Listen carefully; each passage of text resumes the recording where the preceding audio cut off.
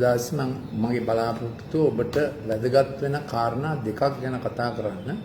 එකක් තමයි කොවිඩ් ආසාදනයක් තියෙන විට එය වේලහින් අඳුනාගන්නේ කෙසේද? දෙවැනි එක තමයි ඔබගේ ළමයින්ට මේ තත්ත්වය යටතේ ඇතිවන අතතිය පහසුව සහ ඒගොල්ලන්ගේ නොසන්සුන් භාවයට ඔබට කළ හැක්කේ කුමක්ද? ඉතින් පළවෙනි කාරණාව මේ කොවිඩ් ගැන ඔබට දැන මේක ශරීරයට ඇතුළු වුණාම අපේ උග්‍රේ හෝ නාසයේ තියෙන ACE2 කියන මේ ඉන්හිබිටර් ACE2 කියන රිසෙප්ටර් එකෙන් තමයි ඇතුල් වෙන්නේ. ඊට පස්සේ රිසෙප්ටර්ස් තියෙන තරමට තමයි ප්‍රතිග්‍රාහක තියෙන තරමට තමයි මේ පුද්ගලයාට ආසාදනය වෙයිද නැද්දෝ කියලා කාරණාව තීරණය වෙන්නේ. සමහරවිට පුරුෂයාට ආසාදනය වෙනවා භාර්යාවට හැදෙන්නේ නැහැ. සමහරවිට භාර්යාවට ආසාදනය වෙනවා පුරුෂයාට හැදෙන්නේ නැහැ. දැන් කාරණා දෙකක් වැදගත්. මේ රෝග ලක්ෂණ අසාධ්‍ය වෙන්න ඉස්සෙල්ලා කොහොමද වෛද්‍යවරයෙක් ළඟට ඉක්මනින් යන්නේ? කොහොමද ඒවා තේරුම් ගන්න කියන එක. එකක් තමයි මේ ඔබට ඔබ ෆස්ට් කන්ටැක්ට් කෙනෙක් වුණොත් ඒ පුද්ගලයා කොවිඩ් කියලා දැනගත්ත ගමන් ඔබ ක්වොරන්ටයින් වෙන්න එපයි. එතකොට එහෙම ඉන්නකොට ඔබට ඇතිවෙන රෝග ලක්ෂණ ඇතිවිය හැකි රෝග ලක්ෂණ තමයි එකක් උණ. සමහරවිට උණ තියෙන්න පුළුවන්, උණ නොතිබෙන්න පුළුවන්. දෙක ඇඟේ පතිය තද රුද්ධාවක් එන්න පටන් ගන්නවා. තුන අමුතු කෑම අප්‍රියාවක් එනවා. දැන් ඔබ හිතා ඉන්න නරකයි මේක වෙන හෙම්බ්‍රිස්සාවක් කරවම කියලා. ඇත්තම වැඩි හෙම්බ්‍රිස්ස ගතියක් එන්නේ නැහැ. ඊළඟට හතරවෙනි කාරණාව උගුරේ කැසිල්ලක් කැක්මක් එහෙම එන්න පටන් ගන්න පුළුවන්.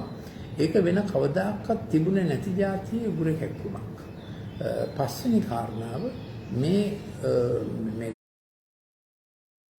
දැනට හැදීගෙන යන කොවිඩ් ආසාදනයේ පුද්ගලයන්ට දැනෙන්න පටන් ගන්නවා මේ හිතුව ගමන් එනවා බඩ බුරුල් වෙලා යන ගතියක්. ඒක සාමාන්‍යයි කියලා හිතන්න එපා. සමහරලාට පොඩි ළමයින්ට එනවා පොඩි රතු පැල්ලම් જાතියක්. ඒකත් සාමාන්‍යයි කියලා හිතන්න එපා. එතකොට මේ වර්තමාන කොවිඩ් ආසාදන ක්ලිනිකල් ෆීචර්ස් යනකොට මම ඩොක්ටර් ලලිත් මෙන්ඩිස් මගේ අවසාන නිලමය තනතුර රාජයේ වෛද්‍ය පීඨයක බිෂප් වේදේ ෆාමකොලොජි හෙඩ් ඔෆ් ඩිපාර්ට්මන්ට් හැටියට. ඉතින් මේක කියන්න අවශ්‍ය වෙන්නේ මොකද ගොඩක් බයක් පැතිරීගෙන යනවා.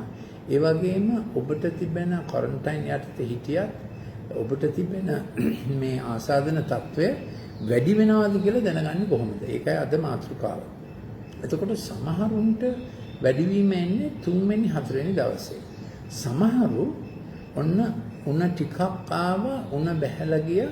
සමහරු 8 වෙනි දවසේ 7 වෙනිදා හැන්දෑව වෙනකොට හෝ 7 වෙනිදා වෙනකොට උණ ඇඟ රිදෙන ගතිය එනවා නම් දැන් ඔබ එතෙක්කල් වසන් කරගෙන හිටියත් කාටවත් කියන්නේ නැතුව ඒකාන්තයෙන්ම 7 වෙනි දවසේ විතර එනකොට උණ ගතියක් හදිසියෙ මතුවනා නම් නැත්නම් තිබිච්ච එක වැඩි වුණා නම් ඒකාන්තයෙන්ම ඔබ වෛද්‍යවරයෙක් හම්බ වෙන්න ඕන.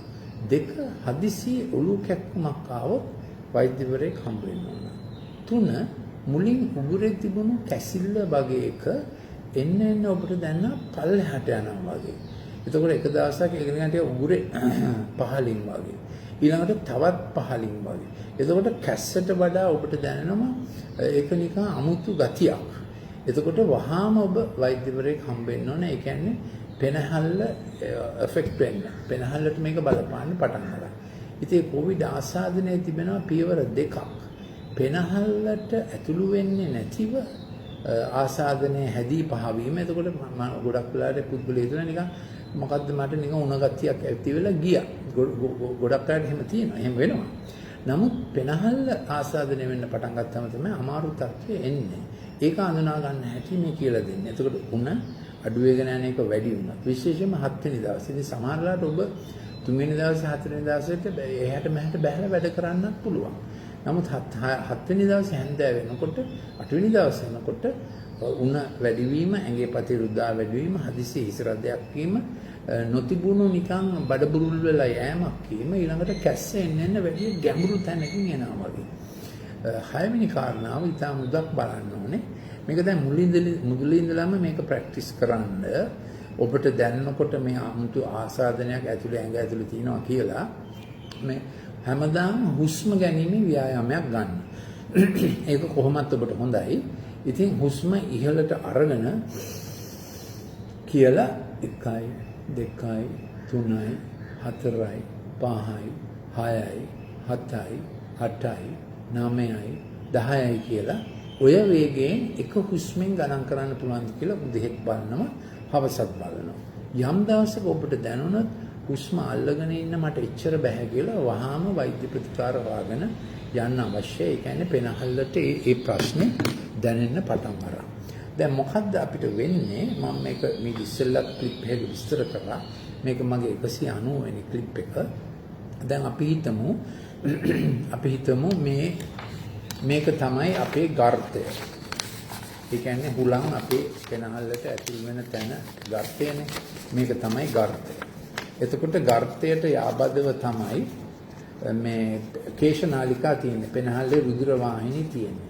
ඔය වෙන්නේ ඔය වෛරසයේ ස්පයික් ප්‍රෝටීන් එකයි අපේ ප්‍රතිදේහය අතර ඇති වෙන සටනක්.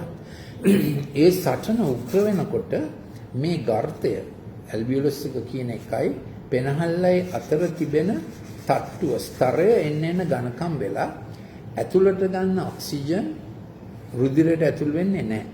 අපේ රුධිරයෙන් එළියට පිට කරන්න ඕන කාබන් ඩයොක්සයිඩ් පිට වෙන්නේ නැහැ. ඒකයි මේ ශ්වසන අමාරුව.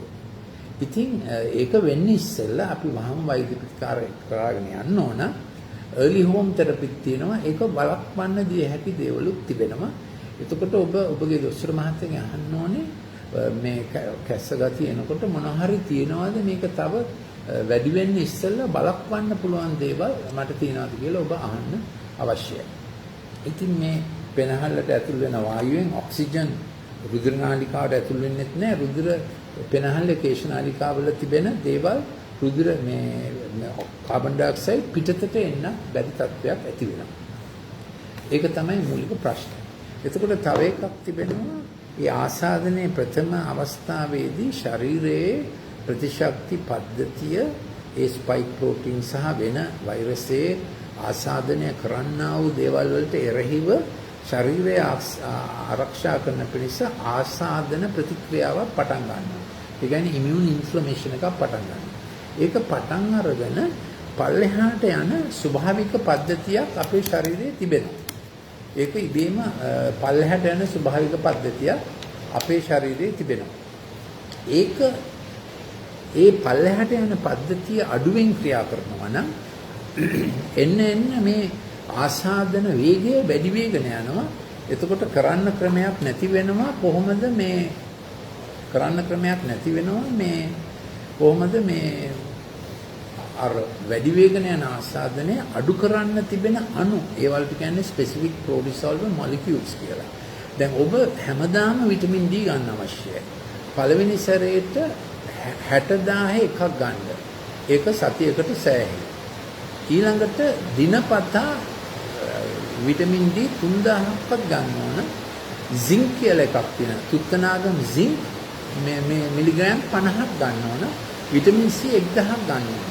ඒ විටමින් D වලින් තමයි අර අපේ ශරීරයේ මේක කරගෙන ගිහිල්ලා අපේ ශරීරයේ මේ ආසාදන ඒ කියන්නේ මේ ඉමුන් ආසාදනය ඒක අපේ ශරීරයට අවශ්‍ය දෙයක්. ඉමුන් ප්‍රතික්‍රියාව කරගෙන ගිහිල්ලා ඒක අඩු කරගෙන යන්න විටමින් D බලපාන විටමින් D අවශ්‍යයි අර අනිත් අණු ටික වැඩ කරන්න. ඒ කියන්නේ ඒවා නිවාරක ඉන්ටර්ලියුකින් අණු. මේ වෛරසයට මුහුණ දෙනකොට ප්‍රහාරක ඉන්ටර්ලියුකින් අණු තියෙනවා. ඒ මුහුණ දීම ඊට පස්සේ ඒක සමනය කරන්න නිවාරක ඉන්ටර්ලියුකින් අණු තිබෙනවා.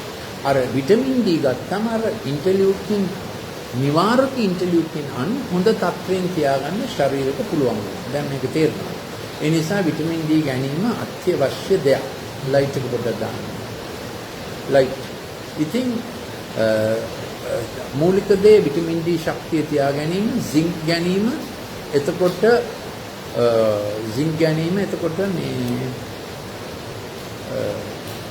විටමින් C ගැනීම. තව දිය හැකි දේවල් තිබෙනවා වේලහින්. ඒ ගැන ડોක්ටර්ට කියන්න ඕන. ડોක්ටර් මම අහලා තියෙනවා වේලහින් දිය හැකි දේවල් තියෙනවා. ඒවා මොනවද කියලා ડોක්ටර්ගෙන් අහගන්න ඕනේ. එතකොට අර පෙනහැල්ලේ ඇති වෙන අධි ආසාදනය ඇති වෙන්නේ නැහැ. මොකද අධි ආසාදනයට ගියොත් මොකද වෙන්නේ? පෙනහැල්ලේ ත්‍රොම්බෝසිස් හැදෙනවා, ලේ කැට හැදෙනවා. ඊළඟට අර අපිම හදපු වැඩිපුර හදපු ප්‍රතිදේහ ගිහිල්ලා එහෙ ශරීරයේ තැන් වල ආසාදනය කරන්න, ඇටැක් කරන්න පටන් ගන්නවා. ඒක නවත්ත ගන්න අවශ්‍යයි. එතකොට ඒක නවත්ත ගන්න අවශ්‍යයි. එතකොට ලෙඩේ කොටස් දෙක බෙදා ගන්න ඕන. අර මුලින් ශරීරයේ හොඳ ප්‍රතික්‍රියාවෙන් වෛරසයට මුහුණ දීම සහ ඊළඟට අධි ප්‍රතික්‍රියාවෙන් අපිට වෙන හානිය වළක්ව ගන්න තමයි අත්‍යවශ්‍ය. ඒ අධි ප්‍රතික්‍රියාව වෙන කල්හි තමයි අර හුස්ම ගැනීම අපහසු වෙන්නේ. එතකොට මොනවද මං කිව්වේ? උණ යන්ත්‍රෙ තිබිලා වැඩි වුණා. බඩේලි යන්න පටන් ගත්තා. හදිසියේ ඔළුවේ කැක්කුමක් ඇති වුණා. කැස්ස ගතිය තිබුණේ නැති කැස්සක් මතුනොත් නැත්තම් තියෙන කැස්ස එන්න නිකන් ගැඹුරෙන් දැනෙනවා වගේ දැනෙන්න පටන් ගත්තොත් එන්න ගැඹුරට මේක නිකන් බලපානවා වගේ. ඊළඟට පඩිපලක් නගිනකොට ඉස්සෙල්ලා නගින්න පුළුවන් පඩිපල හති දැම්මා. ගෙදර වෙනද කර ඉන්න පුළුවන් වැඩ කරනකොට හති දැම්මා. වහාම ડોක්ටර් කෙනෙක් හම් වෙන්න යන අවශ්‍යයි. ඒ කියන්නේ ඒ පෙනහල්ලට අර අධි ආසාදිත තත්ත්වය මතුවලා නිසා. ඉතින් මම හිතනවා මේක ඔබට උපකාරයක් වෙයි කියලා. සමහරුන්ට 4 වෙනි දවසේදී උත්සන්න වෙනවා. සමහරුන්ට වැඩි මුකුත් තිබුණේ නෑ වගේ පෙනිලා ගිහිල්ලා 7 වෙනි දවස හවස තමයි සමහර අයට රෑ හුස්ම ගන්න අමාරු වෙනවා. එතකොට කවුරුත් ළඟපාද නැත්නම් ඒ කියන්නේ හදිසි ડોක්ටර් කෙනෙක්ව කොන්ටැක්ට් කරන්න බැරි නම් අපි දන්නවනේ නැෂනල් ඇම්බියුලන්ස් එකකට කෝල් එකක් දෙන්න පුළුවන්. ඉතින් දැන් ලොකු බයක් ඇති වෙගෙන යන නිසා රෝග ලක්ෂණ හංග ඉන්නවා. ඒක හොඳ නැති දෙයක්. ඒ වගේම මේ කාටවත් කියන්නේ නැතුව ඉන්නවා නැත්නම් මේක වෙන ලෙඩක් වෙන්නේ නැති කී හිතනවා. ඒකත් හොඳ නැති දෙයක් නේද? ඉතින් ඒ නිසා මේවා කලින් බලාගෙන මේ තේරුම් අරගෙන තියෙන්න අවශ්‍යයි. එතකොට ඊළඟට මම මේ කතා කරන්න බලාපොරොත්තු වුණේ ළමයින් සම්බන්ධයෙන්. ඒගොල්ලන්ට දැන් ඉස්කෝලේ නැතිව හරි අමාරු නිසා ළමයින්ට මේ දවස්වල මොටිවේට් කරලා ඒගොල්ලන් විශේෂයෙන්ම අවුරුදු 12 පහුන ළමයි අවුරුදු 12 13 14 15 අතර ළමයින්ට තාත්තා කිට්ටු වෙන්නම අවශ්‍යයි. මේක අම්මට විතරක් කරන්න බෑ. සාමාන්‍යයෙන් අම්මා තමයි දෛනිකව සුරක්ෂිත කරන්නේ. නමුත් තාත්තා තමයි ඉන් එහාට උපකාර කරන්නේ. දැන් මගෙන් මේ ගැන මොනවා හරි මීට වඩා අහගන්න ඕන නම් වෙන ක්ලිප් එකක් අවශ්‍ය නම් මෙන්න මේ WhatsApp එකට එවන්න ප්‍රශ්නයක් අහලා 076 313 4800 076 313 4800. එතකොට අම්මා තමයි සාමාන්‍යයෙන් දෛනිකව සුරක්ෂිත කරන්නේ. නමුත් මේක විශේෂ තත්ත්වයන් නිසා කොහොමද තාත්තා මැදහත් වෙන්න අවශ්‍යයි චීෆ් මොටිවේටර් හැටියට. එතකොට තාත්තා තමයි ළමයාට ස්ට්‍රෙච් ඊළඟ පිම්ම දෙන්නේ. එතකොට හැමදාම මොනවා හරි ළමෙක් එක්ක තාත්තා කළ යුතු දෙයක් තියෙනවා. සිංහල උගන්වන්න පුළුවන් නම් සිංහල උගන්වන්න, ගණන් උගන්වන්න මොනවා හරි විෂයක් ළමයාගේ එක විෂයක් තාත්තා කරන්න අවශ්‍යයි. නැත්නම් ළමයාට මොටිවේෂන් එන්නේ නැහැ. මේක හරි අමාරු කාලයක්. ඉතින් ළමයාගේ ගොඩක් 12 13 14 15 හරි වැදගත් වයසක් නිසා දැන් මගේ පොත් තිබෙනවා මේ ගැන ළමා සම්ප්‍රති සුරක්ෂණ. මම ගොඩක් රූපවාහිනියේ මේ ගැන විද්වත් දේශනා කරලා තිබෙනවා. පාඨශාලාවලත් ඉස්කෝලවලත් මේ පොත. එතකොට ළමා මනස හා ශික්ෂණය කියන මේ පොත. එතකොට ළමාවිය සුරක්ෂණ කියන මේ පොත. මේ ජීවදීප්ති කියලා පොත. මේවා භාෂා තුනෙන්ම තිබෙනවා. සරසවි පොත් හලෙනුත් මේක ලබා ගන්න පුළුවන්. වෙන ක්‍රම වලින් කොහොම හරි ඒ ගැන යොමු වෙන්න බලන්න ළමයි එක්ක මේ පොත් කියවන්න අවශ්‍ය නිසා. පළවෙනි කාරණේ තාත්තා ඒකට මැදහත් වීම.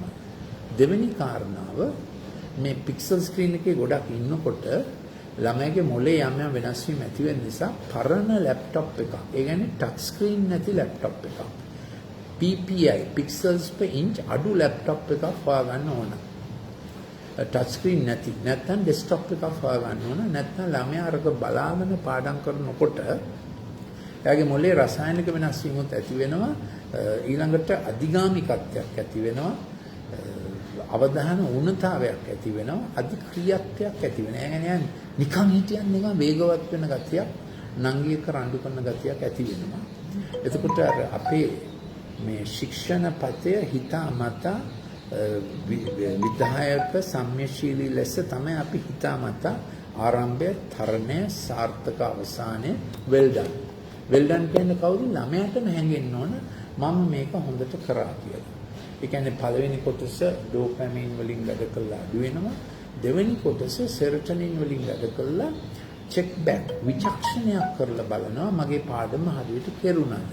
අර ඔන්ලයින් එකේ එක දිගට ඉන්නකොට විචක්ෂණය, සමාලෝචනය, පෙරලා පසුහැරී බැලීම, මතක් කර ගැනීම ඒව නැති වෙනවා.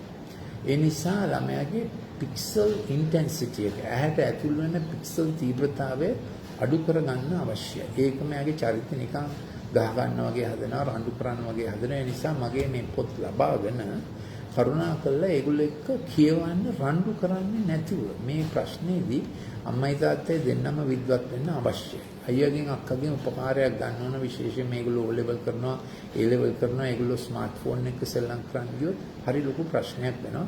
මේ කොහොමත් තත්ත්වය ඒකයි. දැන් වැඩි ඔන්ලයින් තියෙන නිසා තත්ත්වය ඊටත් වඩා අමාරු වෙලා තිබෙනවා. එතකොට අපි පාඩම් කරන්න ඕනේ හිතාමතා මේ ප්‍රීෆ්‍රන්ටල් කෝටෙක්ස් එකෙන්. නමුත් ළමයා නිතරම ඩිජිටල් එකේ හිටියොත් ඒගොල්ලෝ යනවා මේ බොටම් අප් රෙගියුලේෂන් එකට. ඒ කියන්නේ හිතන දේ කරන්න අරහින් එන ශබ්දය මෙහෙන් එන ශබ්දය යනාදී වශයෙන්. තුන්වෙනි කාරණාව ළමෙක් නිතර මියුසික් අහගෙන හිටියොත් කනේ අර අනිත් කන් දෙක හයි කරගෙන ඉයර්ෆෝන්ස් හයි කරගෙන අපේ ටෙම්පරල් ලෝබ් එක උත්තේජනය වෙනවා. ටෙම්පරල් ලෝබ් එක තියෙන්නේ ආවර්ජනයටයි, හිතුවිලි හිතන්නයි, ආසේ මාලිගා තනන්නයි. ඒක අපිට ඕන. නමුත් ළමෙක් වැඩියෙන් මියුසික් අහන්න ගියොත් ඒ ශ්‍රව්‍ය දෘශ්‍ය රිද්මා වේගී, ශ්‍රව්‍ය දෘශ්‍ය ගම්‍ය දේ වැඩි වෙලා හිතාමතා කරන්න ඕන එක කරගන්න බැරි වෙනවා. ඒ නිසා ගොඩක් මියුසික් අහන්න, කනේ ඉයර්ෆෝන් දාගෙන මියුසික් අහන්න මේකට ඉඩ දෙන්න බෑ. ළමයාගේ ඔක්කොම මේ චර්යාවත් හරි නැති වෙනවා, චරිතයත් හරි නැති වෙනවා. ඊළඟට ශික්ෂණය බිඳුවටම බහිනවා. ඒ කියන්නේ අම්මයි තාත්තයි ක්‍රියා කරන්න ඕන. හැබැයි තාත්තා මේකට මැදිහත් වෙන්න ඕන. අම්මට විතරක් මේක කරන්න බෑ. හතරවෙනි කාරණාව උදේ ඉරු උදාව සමග නැගිටින්න ඕන. උදේ 6 වෙනකොට නැගිටින්නේ නැත්නම් අපේ ශරීරයේ ක්‍රියා කරන growth hormone, insulin, cortisol චක්‍රය හරියට පටන් ගන්නෙ නැහැ. පහුවෙලා නැගිට්ටම මොකද වෙන්නේ? කික් ස්ටාර්ට් කරා වගේ ශරීරය එහෙමයි පටන් ගන්න. එහෙම බෑ. උදේ ගානට නැගිටිනකොට අර ඔක්කොම හෝමෝන්ද ක්‍රොනෝබයොලොජි එකද, ක්‍රොනෝබයොලොජි කියන්නේ අපේ ජෛව කාලානුක්‍රමණයක් තියෙනවානේ. ඒ ඔක්කොම හරියට පටන් ගත්තම ලොකු අයට නම් ඩයබටිස් හැදෙන්නේ නැහැ. ළමයි හරියට පටන් ගත්තේ නැත්නම් එන්න ඒගොල්ලෝ ස්තුල වෙනවා, තර වෙනවා. ඊළඟට උදේ හරියට පටන් ගත්තේ නැත්නම් මුළු දවසම කචල්. අවුරුදු 10 ළමයාත් එහෙමයි, අවුරුදු 40 පිරිමි ළමයාත් එහෙමයි නේ. ගෙදර ඉන්නවනේ දර අවුරුදු 40 පිරිමි ළමයි. කවුද මොනවාද එයාට අපි කියන්නේ? ඩැඩ් නේ. ඒ උදේ හරියට පටන් ගත්තේ නැත්නම් කචල් එක දවස් දෙකම යන්නේ කචල් එකෙන්. ඉරු උදාව දැකලා දවස පටන් ගැනීමේදී අපි මෙලටොනින් අඩු වෙලා යනවා. ගබා කියන එක හරියට පටන් අරන් එතකොට අපි එම්පැතික් ලෙස, සම්‍යශීලී ලෙස වැඩ පටන් ගන්නවා. එතකොට මගේ තව ක්ලිප් තියෙනවා. ඒ ක්ලිප් අරගෙන බලන්න ඕනේ. මේක 190නේ. තව ක්ලිප් තියෙනවා, ටයිම් ලයින් එකෙත් තියෙනවා, YouTube එකත් තියෙනවා. මම ලලිත් මෙන්ඩිස්. ඒ වගේම රෑ නිදා ගැනීම පහු කරන්න බෑ. පාඩම් කරන ළමෙක් නම් 9 වෙනකොට නිදා ගන්න අත්‍යවශ්‍යයි. දැන් මම දන්නවා ඔන්ලයින් පාඩම් දාලා තියෙනවා සමහර ඉස්කෝලවල 10 වෙනකන්. ඒක හොඳ නැති දෙයක්. නමුත් මොනවා කරන්නද? 10 වෙනකොට නම් නිදා ගන්නම අවශ්‍යයි. මම කලින් කීවාසේ ස්මාර්ට්ෆෝන් එකෙන්, iPad එකෙන්, ටැබ් එකෙන් පාඩම් කරන්නේ නැතුව පරණ ලැප්ටොප් එකක් වාගන්න පුළුවන් නම් ස්මාර්ට් ස්ක්‍රීන් නැති ඩෙස්ක්ටොප් එකක් වැඩි හොඳයි. ඉතින් පස්වෙනි කාරණාව don't delay sleep. මේ නිින්ද යන එක නිදා ගැනීම පරක් කරන්න එපා. හරි වෙලාවට නිදා ගන්න. මං කියවනේ එතකොට අර ඩෙස්ක්ටොප් පරය. හයවෙනි කාරණාව පුතාටම දුවටම කියන්න උදේ දැන් උදේන් කනවා. උදේ දැන් හිස් බඩ කෝපි බොන්න එපා. මේක හැමෝටම එක ඩයබටිස් වලට හේතු වෙනවා. උදේන් කෑම කාලා උදේ 8 වෙනකොට ඉඳගෙන ලියන්න ඕන. ඉතින් ලියන්නේ තමාටම මේසයක් තියෙනවා නම් හොඳයි. එහෙම මේ පාඩම් කරන්න දෙන්න එපා. කකුල උඩ දාගෙන එහෙම බෑ. මේසයක් ළඟ පුටුවක් ළඟ හරියට බලාගෙන එකම දේ බලාගෙන පාඩම් කිරීම එකම දේ තමයි ළමයාගේ මේසය මත තියෙන මේවා හොඳට පාඩම් ධාරණය වෙන්න අවශ්‍යයි. කවදටත් හොඳ පාඩම් දැන් මේ තත්ත්වය නිසා අත්‍යවශ්‍ය පාඩම්. එතකොට ඒ පුතාම දුවම උදේ 8 වෙනකොට ටයිම් ටේබල් එක ලියන්න ඕන. දැන් මම දැකලා තියෙනවා අම්මලා එවනවා WhatsApp එවනවා අර වෙලාවට පන්ති මේ වෙලාවට පන්ති ඒක උදේ ප්ලෑන් කරන්න. දවස් හදිස්සි දවස් මැද්දේ WhatsApp එවන එක නෙමෙයි වැඩි. කොහොමද ළමයා ලියන්න ඕන. අපි හෝමෝ සේපියන්ස් ලානේ අපි බ්‍රිලියන්ට් වෙන්නේ අපි ලියන තරමට. මේ ගෝඩ් දුන්න හොඳම දීමනාව තමයි අත්තකුරු ලිවීම. එතකොට අපි රයන්න ලියනකොට ඒක ක්ලොක් වයිස්. ටයන්න ලියනකොට ඇන්ටි ක්ලොක් වයිස්. අපේ මොලේ බ්‍රිලියන්ට් වෙන්නේ අත්තකුරු ලියන තරමට. අනිත් එක අපේ මොලේ බ්‍රිලියන්ට් වෙන්නේ අපි ඇඟිලි වලින් වැඩ කරන තරමට. පාද ඇඟිලි සහ මේ අත ඇඟිලි වලින් වැඩ කරන තරමට. ඒ නිසා අකුරු ලියන තරමට තමයි මොලේ බ්‍රිලියන්ට් වෙන්නේ. ඉස්කෝල වලටත් කියන්න ඕන, ටීචර්ස්ටත් කියන්න ඕන, ඔන්ලයින් ස්ටඩි කරනකොට උනත් ළමයා නෝට්ස් ලියන්නම ඕන. මේක අත්‍යවශ්‍යයි. ළමෙක් නෝට්ස් ලිව්වේ නැත්නම් ළමයට මොලේ හිටින්නෙම නැහැ. කොහොමත් ඔන්ලයින් බලන් ඉන්න වෙන නිසා ලියන්නම ඕන. ලිවීම අත්‍යවශ්‍ය දෙයක්. ගෝඩ් දුන්න gift එක තමයි අපි ලියන එක. ලිවීමෙන් තමයි මොලේ බ්‍රිලියන්ට් වෙන්නේ. එතකොට වයසට ගිය අය පිටු 4ක් ලිව්වොත් භාෂා 2කින් පුළුවන් දෙයක් ලියන්න. සිංහලෙන් සහ දෙමළෙන් හරි සිංහලෙන් සහ ඉංග්‍රීසියෙන් හරි භාෂා 2කින් ලිව්වොත් එහෙම නැත්නම් දෙමළෙන් හරි ඉංග්‍රීසියෙන් භාෂා 2කින් පිටු 4ක් ලිව්වොත් A4 වල අල්සයිමර් හැදෙන්නේ නැහැ. කොහොමවත් අද දැන් මාතෘකාව ළමයින්ගේ මොලේ දියුණු වීමනේ. ඒක එතකොට යාම තමයිගේ ටයිම් ටේබල් එක ලියා ගන්න ඕන. පැය සිංහල මේ වෙලාවට හැමදාම උදේ මේක කරන්න සලස්වන්න. එතකොට ඉස්කෝලේ ගියා වගේ හැඟීමක් එනවා. එතකොට අතරින් පතර දැන් සමහර ඉස්කෝල වලට මම කියලා තියෙන්නේ මිනිත්තු 30කට වඩා පාඩම් කරන්න එපා. පාඩම් දෙකක් අතර මිනිත්තු 15ක් දෙන්න කියලා. දැන් සමහර ඉස්කෝල එක දන්නේ නැහැ. මොකද අර මොලේ පික්සල් වලින් වැඩ කරලා කූල් ඩවුන් වෙනවා. නැත්නම් දිගටම ඩෝපැමින් වැඩ කරන එක ආදානයක් වෙනවා. ඇඩික්ෂන් එකක් වෙනවා. ඒක හොඳ නැහැ. එතකොට ඒ ටයිම් ටේබල් එක ගන්න. ඊට අතරපතරට පැයක් දාන්න ඕන ක්‍රීඩාවක්, සෙල්ලමක්, ගාඩ්නින් කරන්න, වතු වැඩක්, එළියට බහින්න, පෙට් කෙනෙක් ඉන්නවා නම් ඒක ගෙදර වැට්ටු උපකාර වීම, කුස්සියට උපකාර වීම, අස්පස් කිරීම. ඉතින් දැන් තව මට කාරණා ගොඩක් තියෙනවා කියන්න. නමුත් මගේ තව වැඩසටහනකට යන්න තියෙනවා. අපි ආයතනයක් සම්බන්ධ වෙමු. ඊළඟට මේ රෑ නිදා ගන්න එක හරියට කරන්න ඕන. රෑ යුතු වෙලාවට නිින්දට යන එක අවශ්‍යයි. හවස 6න් පස්සේ පික්සල් බලන තරමට ඒගොල්ලන්ගේ අර අවධාන උන්නතාවයට හොඳ නැහැ. ඉතින් thank you for listening. මේක යාළුවන් අතර බෙදා දෙන්න.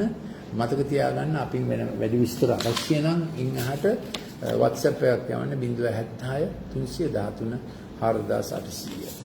මම අර මුලදී කිව්ව රෝග ලක්ෂණ ගැන මතක තියාගන්න. කොහොමද දන්නේ මේ තත්ත්වය හොඳ නැති වෙගෙන යනවාද පෙනහල්ලේ කියලා. Thank you for listening.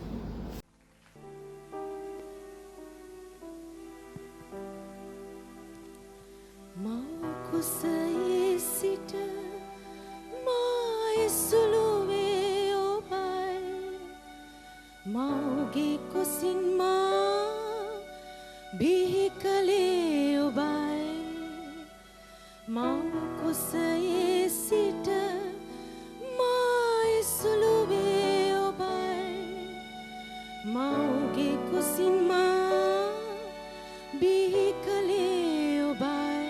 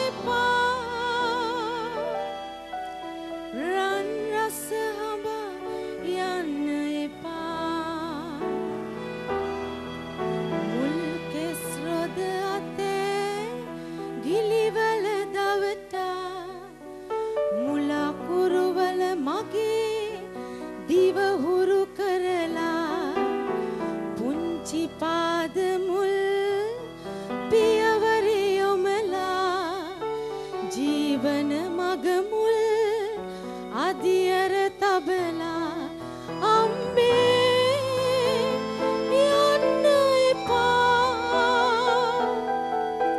දුවරට හැර යන්න එපා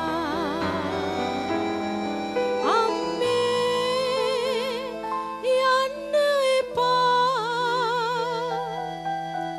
රන් රස හඹා යන්න එපා සිත් සතරට මට නිති දිරි දීලා මල්වර වන විට ඔව දන් දීලා තරුණ කුමරු යුග දිවියට සබදා දරු සම්පත් ලබනු අයුරු කීවා අම්මේ යන්න එපා දුවරට හැර යන්න එපා අම්මේ යන්න එපා රන් රස හඹා යන්න එපා